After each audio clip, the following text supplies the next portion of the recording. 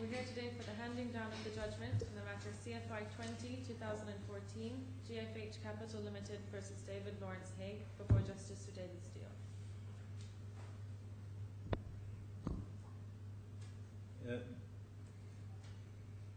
This judgment follows an application that was heard yesterday, and I have had an opportunity overnight to review matters and am now in a position to give judgment. This was an application by the defendant, David Lawrence Haigh, to vary a freezing order that had been issued by the Deputy Chief Justice in June 2014, whereby he was restrained from disposing of his assets, save in excess of $5 million. The freezing order was accompanied by a search order in regard to the defendant's apartment in Dubai, which was one of the identified assets within the body of the order.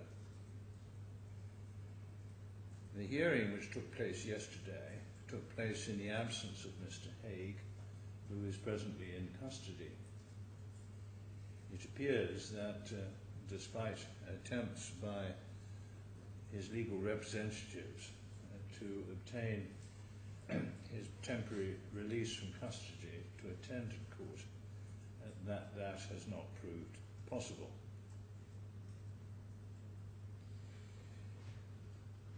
The June freezing order contained the outcome of an agreement between the parties that the order should not prohibit the defendant from spending up to $2,050 a month towards his ordinary living expenses if he was not in custody.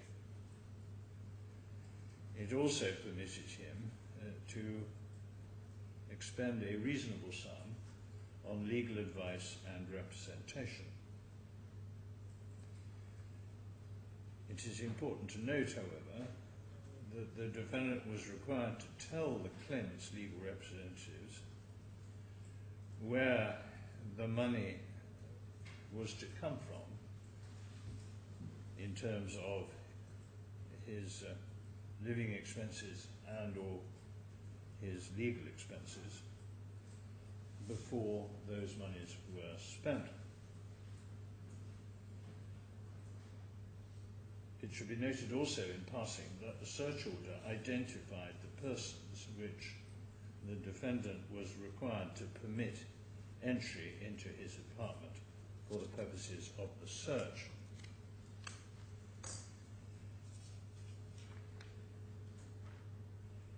An earlier application to that freezing order was made in September 2014. That application was directed at two matters: personal expenses but whilst in custody, and additional expenses on a fairly large scale in regard to wide-ranging commitments of the defendant both in Dubai and in England. The defendant has been in custody since May 2014, And presumably it had been wrongly assumed in June that he would not need funds whilst in custody.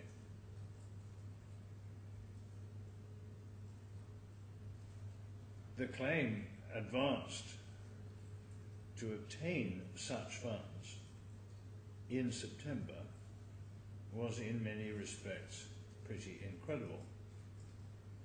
For example, it was alleged that he needed to obtain phone cards at the cost of 750 United States dollars a week and medication at a rate of $1,000 US a week. I concluded there was, however, a need for money to obtain such things as additional food, clean water and toiletries and so on. Unhelped by any of the material deployed by the defendant, I ordered that he permitted to withdraw a sum of $500 per week. As regards the legal costs, the claimants agreed in September to permit the defendant to use a sum of £200,000 sterling of cash funds, I think in the hands of his solicitors, towards the legal costs, despite the fact that the claimants were asserting that it had a proprietary interest in that money. I also acceded to an application by the defendant in September to sell his apartment against an undertaking to permit the search to be carried out and also to sell his motor car.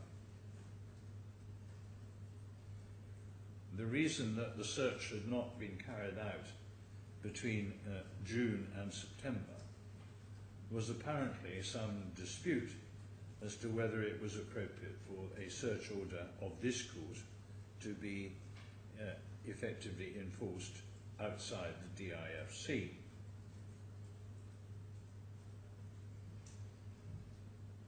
I rejected all the other claims for permission to expend funds or other assets.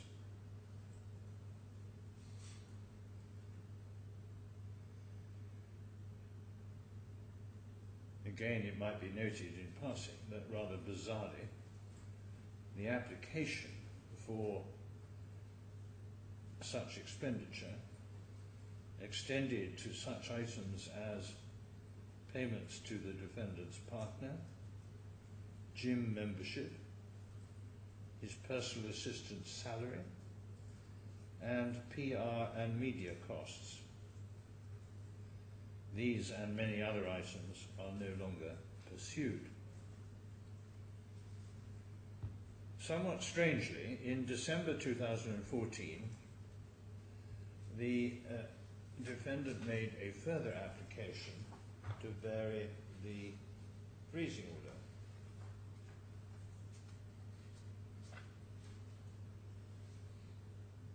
This sought an increase in living expenses whilst in custody from 500 to 2,000. It also sought permission to spend a total of £1.3 million on legal fees. The application was issued apparently as an urgent application, and the defendant sought to have it heard 6 days after it was issued, in fact on Christmas Eve. The matter came before His Excellency Justice Omar al-Mahari, who concluded the application was not urgent. The defendant then withdrew the application.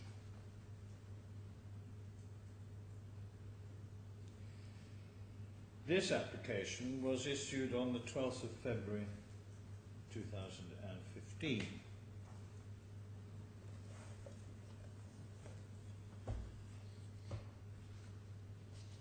It seeks the following variations to the present freezing order. Firstly, an increase of living expenses whilst in custody to $2,528.65 per week. It makes no mention of the sale of the apartment, but seeks, presumably in the alternative, to sell property known as Treborium Farm, Sancreed in Penzance, Cornwall. It sought an ability to expend funds on reasonable legal expenses, both incurred and to be incurred, but in the form of order served with the application, no figure was included. And lastly, it sought an order permitting the defendant to apply the sum of £54,842.10 in respect of debts which were set out in Schedule C to that draft order, a set of expenses or debts which I must return to in due course.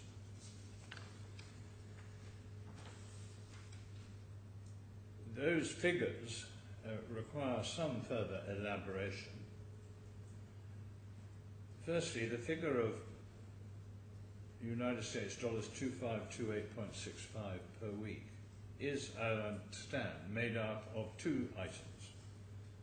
First, the sum of $903.86 as itemized in a schedule to the witness statement of the claimant, Schedule 1. That, in effect, covers, and it's a topic to which I will have to return, items such as food, medicine, telephones, and so on, the cost of which are being incurred, he says, during his custodial period. The figures, it might be noted, are different from, and I think in all respects lower than, any of the claims that were advanced in September or December. The other item included in the 2,500 figure is a quarter of the total of the weekly payments of $500 which I had permitted in September, but which have been advanced to the defendant by friends and relations.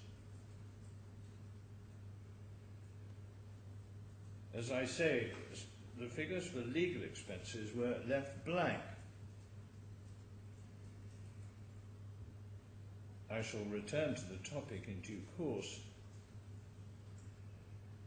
but it is to be noted that the costs already incurred by February 2015 in the range of proceedings to which the defendant was a party were already enormous, about £1.4 million, and they were anticipated to be likely to double in the future as those claims were pursued. The application in December, as I've already noted, invited the court to release $650,000 for expenses incurred, legal expenses incurred, and another $650,000 for expenses to be incurred, totaling $1.3 million.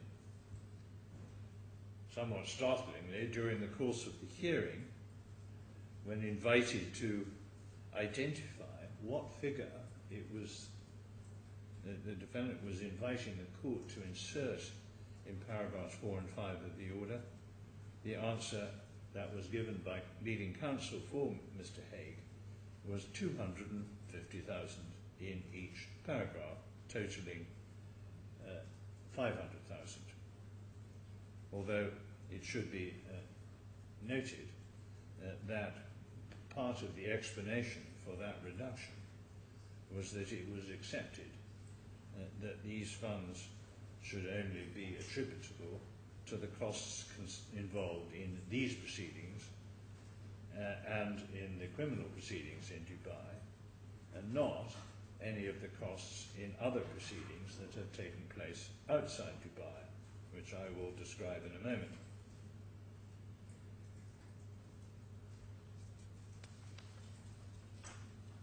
Let me now turn to some of the background. The defendant was arrested on the 18th of May 2014 in response to a criminal complaint by the claimants. It's the defendant's position that he was induced to return to Dubai under false pretenses, with the object on the part of the claimant of achieving that arrest. He has indeed been in custody ever since, and as I understand it, bail has been set at some stage which I'm unaware of at about $5 million United States dollars. This eventuality was in fact foreshadowed in the freezing order, which permits the defendant to apply on paper for permission to fund such a bail condition, despite the restraint on his assets. However, no such application has ever been made. On the 26th of May 2014, the claimant issued their claim form, and the particulars of claim annexed to it, which were later amended in January 2014, set out the essence of their claim, which is that the defendant issued or procured the issue of a range of false invoices of the claimant company addressed to third parties, whereby a sum of United States dollars 5 million was diverted to his own bank accounts in breach of his fiduciary duties. Further, it is alleged that those monies were in part used to make loans, for instance to Leeds United Football Club, and to purchase property, for instance the property in Cornwall. A defence was served in December 2014. However, it has not been and is not suggested at any hearing in regard to the freezing order, either here or in London or in Guernsey, that the claimant does not have a good arguable case on the merits. What the defence asserts is that although it is accepted that the invoices were false, someone else other than the defendant forged his signature upon them. It is also accepted, nonetheless, that the monies were received by the defendant in his bank accounts, but they were in fact intended for the defendant in order to reimburse him for expenses incurred in the course of his employment by way of some form of reconciliation and or in respect of his salary and bonus entitlement. The defence also asserts there was a shortfall of pounds 4.8 million in respect of commissions due to the defendant, although no counterclaim is advanced on these grounds, because it's asserted by the defendant that he cannot fund the filing fee.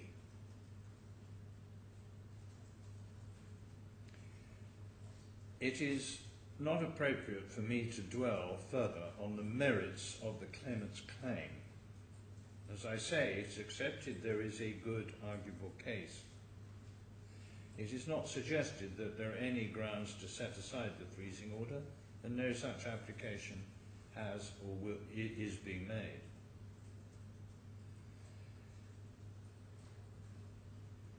My reticence in dealing any further with the merits of the claimant's claim is enhanced by the fact that the claimants have taken out an application for immediate judgment under Rule 24 on the grounds that there is no real prospect of successfully defending the claim. This is due to be heard in 2 months' time. So it's appropriate that I should leave the topic there, save to repeat that it strikes me that the defendants are correct to concede that the claimants have a good arguable case. Some of the points that are of some note are as follows. First, the defence is almost devoid of any particularisation. Second, although much reliance is placed on evidence of a handwriting expert as to the nature of the signature on the invoices, that evidence does not go anywhere near establishing that the defendant was not responsible for obtaining or procuring the forgeries. Thirdly, in any way, it is difficult to identify the motive for the claimant to embark upon false documentation in order to repay genuine expenses, let alone pay salary. It also remains obscure as to why the defendant was selected by some unknown person as the person to be apparently responsible for forging the invoices, and in the process to have his email account used to forward the fraud. It's also perhaps difficult to understand how the defendant, who is a senior executive within the relatively small company making up the claimant, remained wholly unaware of any of these activities. What then about the contention that the claimant advances that it has a proprietary interest in the monies in his bank accounts, or monies transferred from his bank accounts, all of which, it is common ground, were paid into his accounts as a result of the false invoices? Once again, it is only appropriate for me to form a broad view on this topic. I say this because, again, it is common ground that the claimant has a good arguable case on the topic. The position as regards the funds that remain in the bank accounts is clear enough. And as regards the monies advanced to Leeds United and then repaid, the position, it seems to me, is little different. Notably, Mr. RQC for the defendant opened this application by saying that it was for the claimant to make good his assertion of a proprietary claim, and that he would leave matters there and deal with them if necessary in reply. In the result, in the wake of Mr. Bodmar's submissions on the topic, no challenge was made to them. Of course, the mere fact that the claimants have a good arguable case of having a proprietary interest in the funds does not constitute a bar to an application by the defendant to use those funds appropriately for such items as personal expenses and legal costs. As I understood it, it was common ground between the parties that the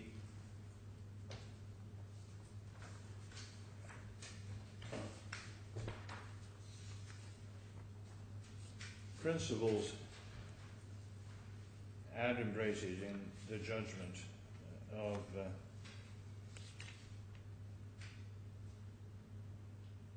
Mr. Justice Morgan in David Nugent against Sarah Nugent, 2014 3-weekly law reports on page 59, are those which are appropriate to apply in the circumstances, given that the judge discussed all the relevant cases in respect to the use of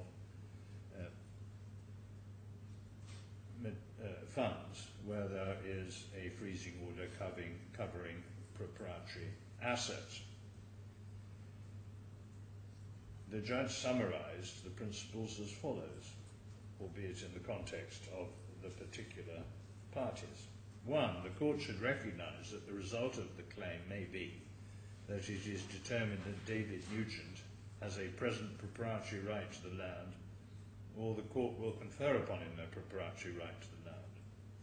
2. Although David Nugent recognised in his pleadings that it would not be unconscionable for Mrs. Nugent to use the land to meet her own needs and pay her debts, he is entitled to argue that because it's unconscionable for her to refuse to perform the promises allegedly made by her late husband, it's similarly unconscionable for her to use the land to raise funds to spend defending his claim.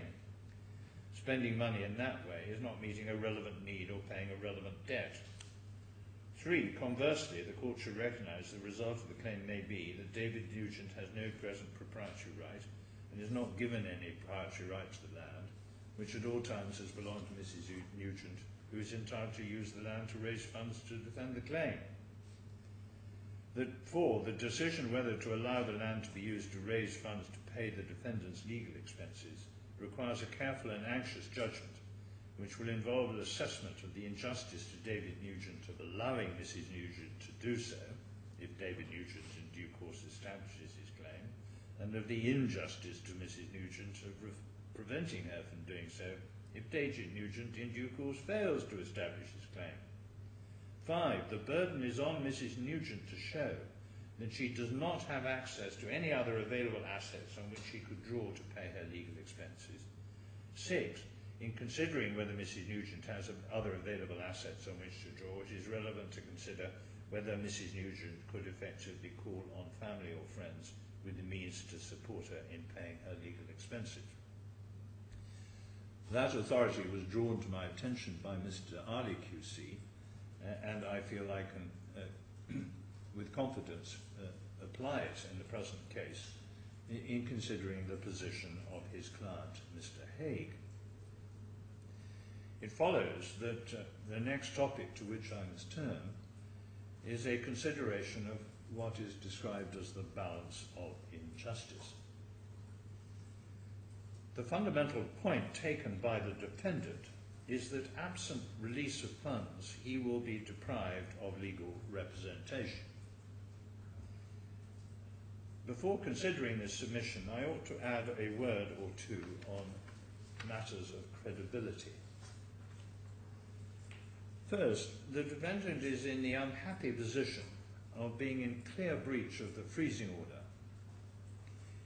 In August 2014, he transferred 2 properties in Cornwall, which he accepted were assets of his, to his sister. His excuse for that is that he claims he had not been told by his legal representatives that there was a freezing order. I express some doubt about that excuse. Second, he is in clear breach of his undertaking to comply with the search orders, which he gave in September. He does so now on the grounds that he objects to the use of 2 members of the claimant's legal team in conducting that search. Yet they were actually named in the original order. No attempt has been made to vary that order. The earlier objection to the search order was the inappropriateness of its enforcement outside the DAFC, and that was abandoned in September. No point was taken in September about the identity of those who were going to conduct the search. In any event, as soon as this point was raised, the claimant agreed that those persons should not participate. In the result, the defendant has given no valid explanation for abandoning his successful application to sell his house or his car, which on any view are assets available to him to pay his legal expenses and or his personal expenses. Third, the defendant has posted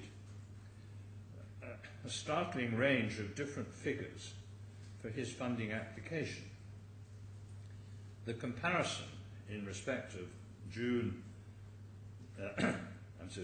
respect of September, December and February is set out in the claimant's skeleton at paragraph 32, which I do have no intention of repeating. Nonetheless, it's very instructive. It leaves little confidence on the part of the court in any of the evidence advanced by the defendant about his expenses. Fourth, as will appear in a moment, the defendant has issued proceedings elsewhere. Has issued proceedings both here in Dubai and in London, where he's paid the appropriate court fees. No notice was given to the claimants about those payments, let alone of the source of the funds. And yet, strikingly, poverty is pleaded in paying the court fees for the counterclaim in the main action. It's difficult to reconcile those matters. Fifth, the defendant adopts a scattergun approach in making allegations against the claimant and the claim. For the sake of example, out of the blue, in the defence, there is a plea of want of jurisdiction, some 6 months after the original inter partes hearing. This was then abandoned forthwith during the present hearing. There was also, in the papers leading to this application, an assertion of want of clean hands on the part of the claimant.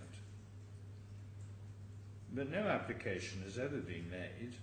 I'm sorry, let me start there again. This point has not seen the light of day before. No application has ever been made to discharge the freezing order, let alone stay the proceedings. Sixth, and perhaps not least, no adequate explanation has ever been forthcoming as to his failure to disclose his multiple bank accounts in his initial statement of assets. In the result, I approach his complaint that injustice would be occasioned by any refusal to release funds for legal costs and personal expenses with considerable caution. As I've already indicated, he has tempered his demand to a request for monies for legal expenses incurred in respect of these proceedings and of the criminal proceedings. But it has to be noted that he has also, as I've mentioned, instigated a number of other proceedings.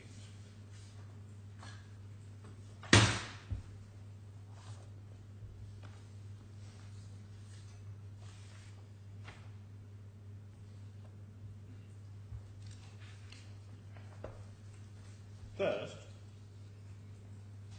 on October the 9th, 2014, a claim was issued in this court against the claimant and Mr. Hisham Al-Raiz, who is a senior executive of the company, for the sum of US dollars 150,000 said to be owed in respect of unpaid performance bonus for the year 2012.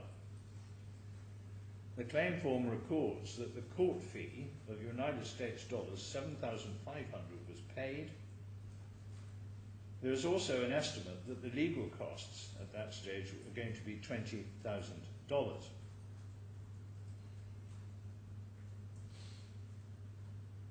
The claimant has put in a defence to this claim, which was filed in December. Since that time, no progress has been made in the claim by the claimant. But what perhaps is notable also about the proceedings is that, as will appear in due course, the costs of pursuing it are likely to exceed any conceivable recovery.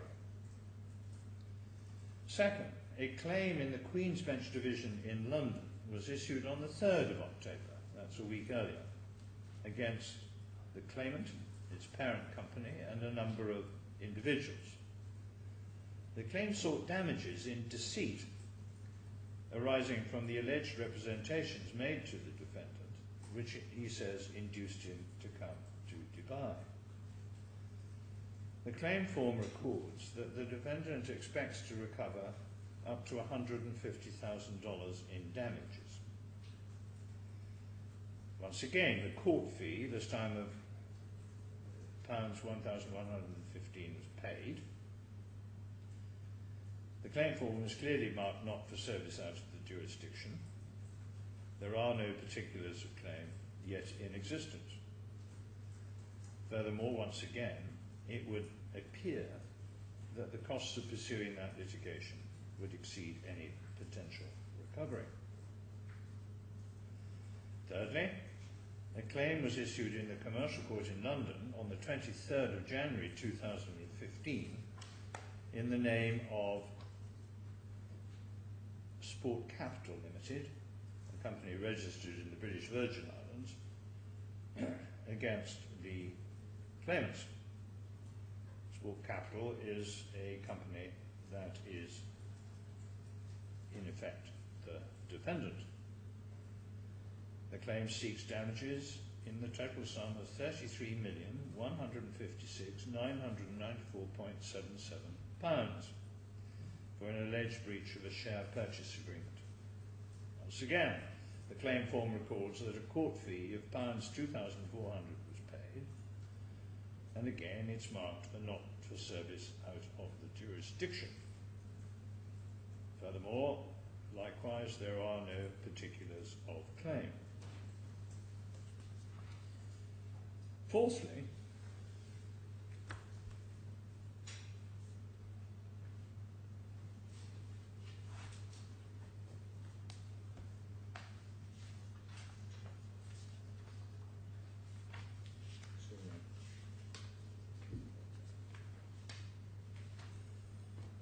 on the 12th of January 2015,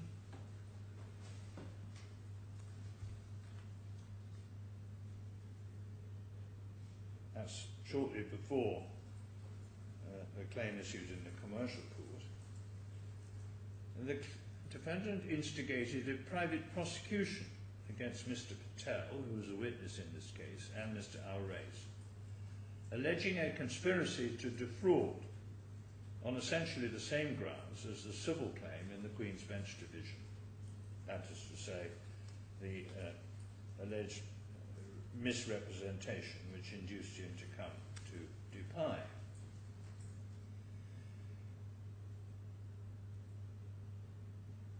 The court in London is invited to proceed on the basis, and this is of some note, that the claim being advanced in these proceedings is fabricated.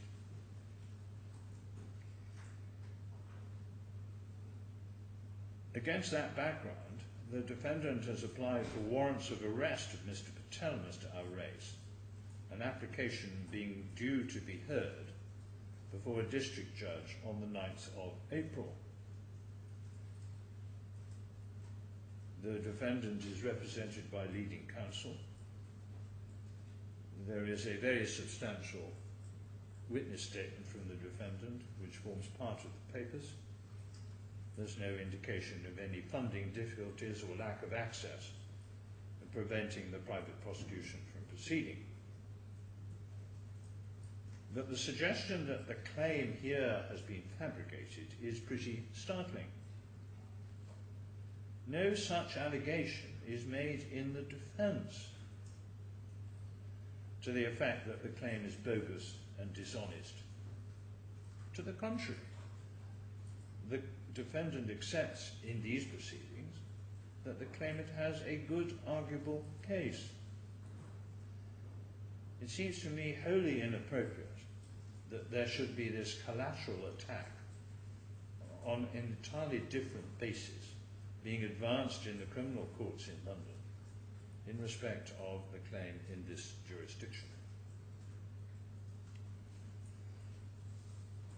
Whilst on the subject of legal representation, it might be perhaps noted in passing, because it's relevant to the ability of the defendant to obtain adequate legal representation, that despite the fact that he puts himself forward as destitute, he has managed to retain the services of a large number of law firms, including KBH Kanun, Baker McKenzie Habib Mahmullah, and most importantly, Stevenson and Harwood. He's been able to retain counsel in this jurisdiction to represent him in the criminal proceedings. He's retained no less than 3 silks, Mr. Robert Lawson, Mr. Alan Jones and Mr. Zafar Ali, together with their appropriate juniors. He's retained PricewaterhouseCoopers. He's retained Samuels LP, a firm of accountants who have apparently made a report, but it's not been disclosed. He's retained 2 handwriting experts. He's retained a translation provider, and he's retained a company which deals with data management, to who have, on the face of it, given their invoice, been in a position to load a very substantial stick with a very large number of documents.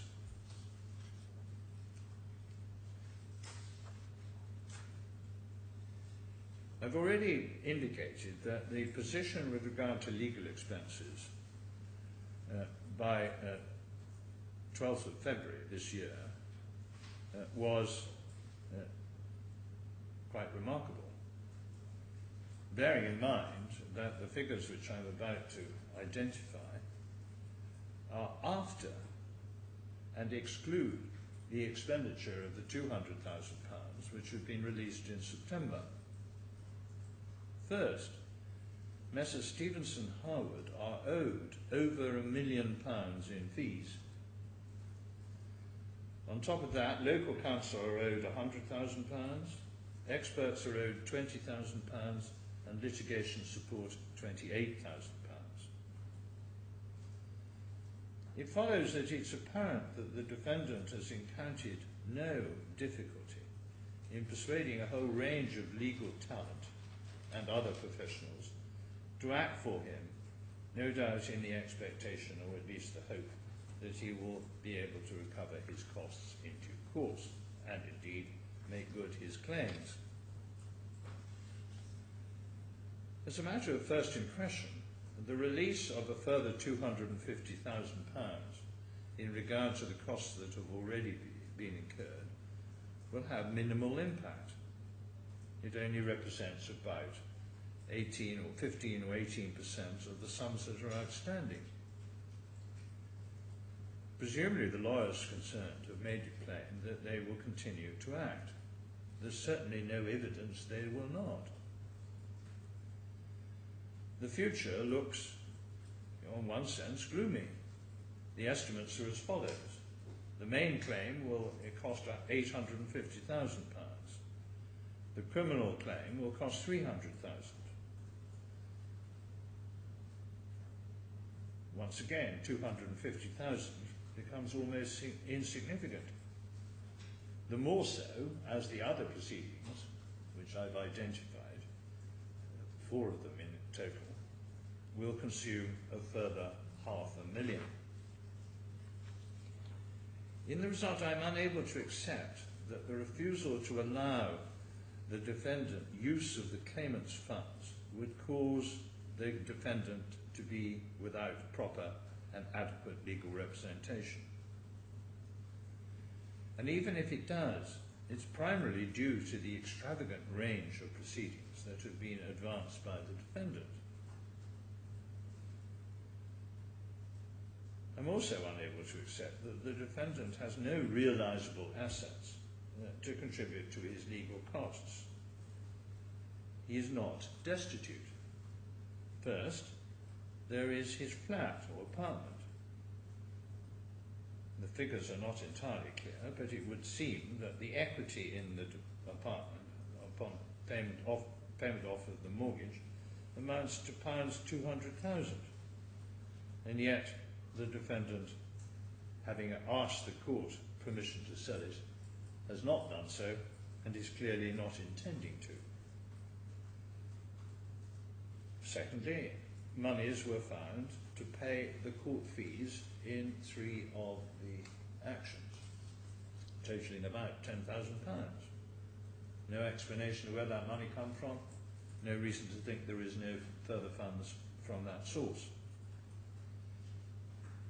Even if it's been advanced by the lawyers as is one possibility, the fact that the lawyers are prepared to proceed on what might be regarded as a contingency basis is a further suggestion that the defendant is not likely to be deprived of proper legal representation. Thirdly, in any event, he's clearly in receipt of funds from family and friends, and there's no suggestion in the evidence that they are not, if I may say so, good for further money. So against that background, I turn to the application as now advanced. I've already perhaps said more than once that the major item is in respect of legal costs, £250,000 for the past and £250,000 for the future. As I have stated, I am unpersuaded that absent such funding, the defendant will be left without satisfactory legal representation. The reality is that despite no apparent ability to meet the costs concerned, the defendant has engaged in wide-ranging litigation both here and other jurisdictions. Despite the expenditure of £200,000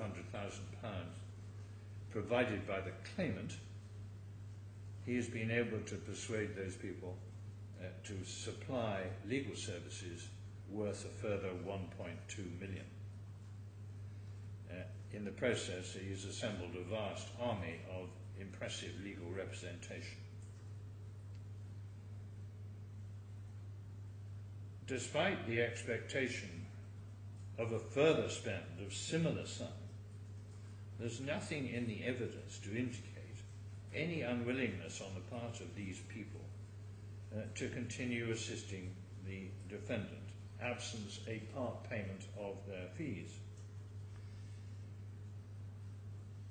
Indeed, if that was their concern, it's difficult to see why a contribution of about 15 to 20% would make any difference to them. All the more so in the run-up to the immediate judgment application in 2 months' time. Of course, it is incumbent on the court to comply with the overriding objective that, so far as practicable, the parties are on an equal footing. The matters are conducted in a manner proportionate to the financial position of the parties. But as I said, I do not detect any suggestion or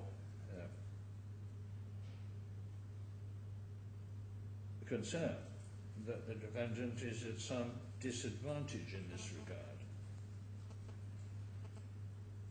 The army of people that he's retained and the sums that he's expended are adequate representation of that. Of course, I haven't forgotten that his ability to give instructions may well be inhibited by being in custody, and equally I have no doubt that being in custody is an unpleasant, extremely unpleasant experience. But this court has no control over those matters. The claimant has properly made provision in the freezing order for the use of the frozen assets to support a bail application.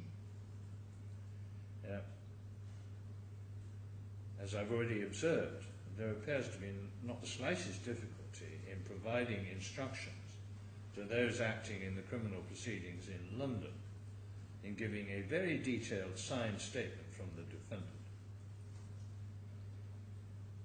I equally regard the suggestion that the failure to bring the counterclaim in this jurisdiction, in these proceedings, is attributable to lack of funds, when he has spent significant sums on precisely that kind of expenditure in other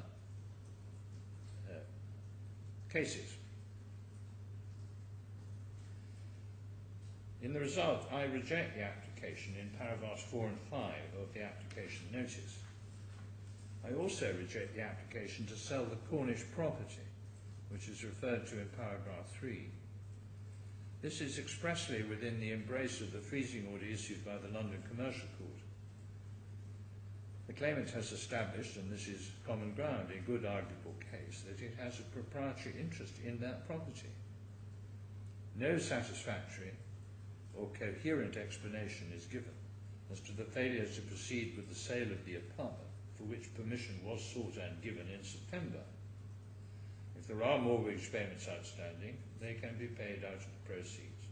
This will release a very substantial sum. As regards the debts totalling £54,800 odd in paragraph 6, I refuse the employment of frozen funds for their payment.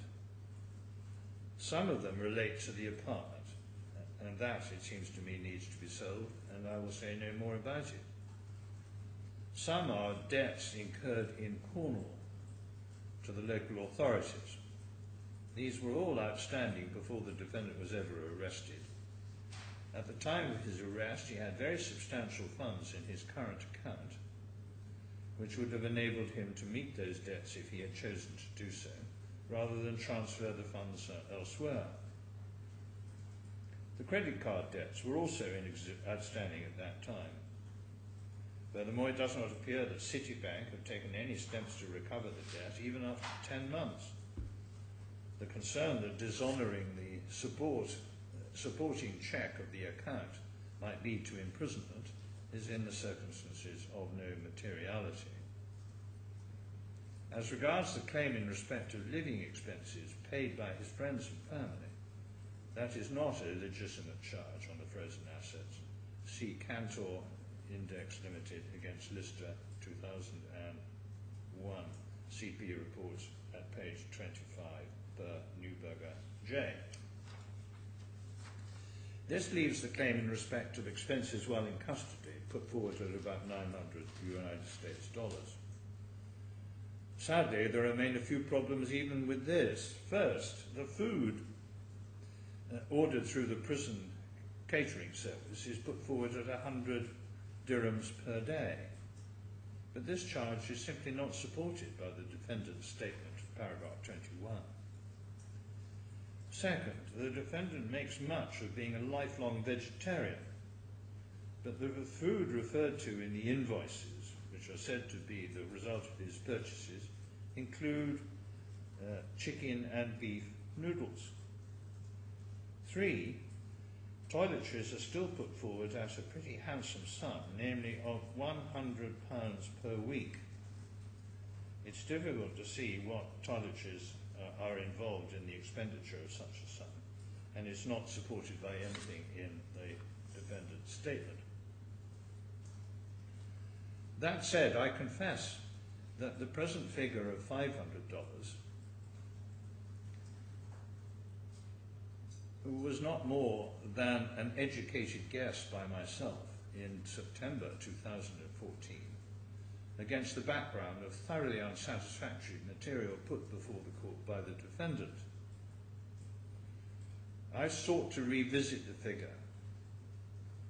I find myself in a difficult position to ensure that I do justice to the point. But against the background of the material which I have set out in this judgment and which I have read in the papers before me, I increase the figure to $750. It follows that, save in that very minor adjustment necessitated by the very confused material presented by the defendant in September, and still fairly confused now, the defendant's application is dismissed. As presently advised, I see no good grounds for not awarding the costs against the defendant. Right, thank you for your attention. I've no doubt this judgment will be transcribed, and I will have an opportunity of correcting some of the more glaring grammatical errors, and it will be distributed to the parties in due course.